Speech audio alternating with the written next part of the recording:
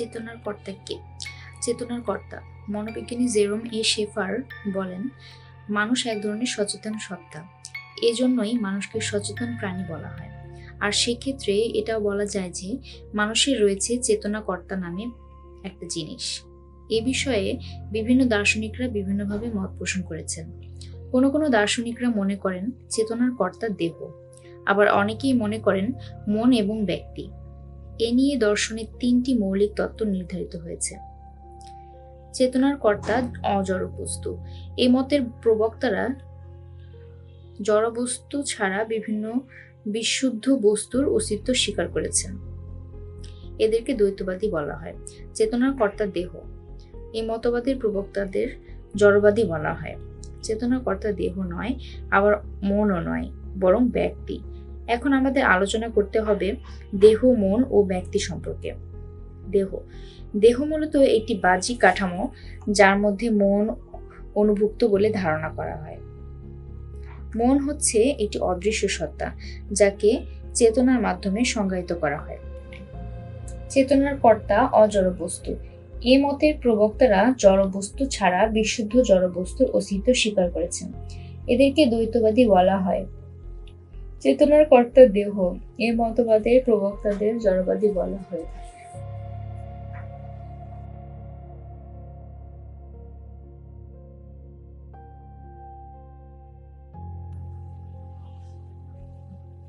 ভুলিয়া না যাই যেন,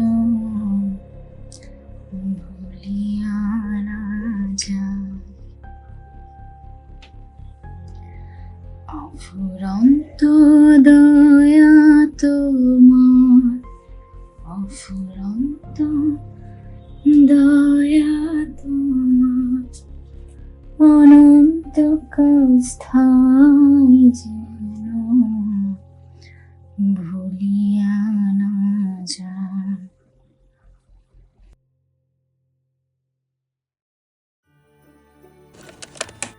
আজিল সে বড়দিন, প্রাণে আজ বাজিবিন রঙিন স্বপ্ন ওঠে জাগিয়া,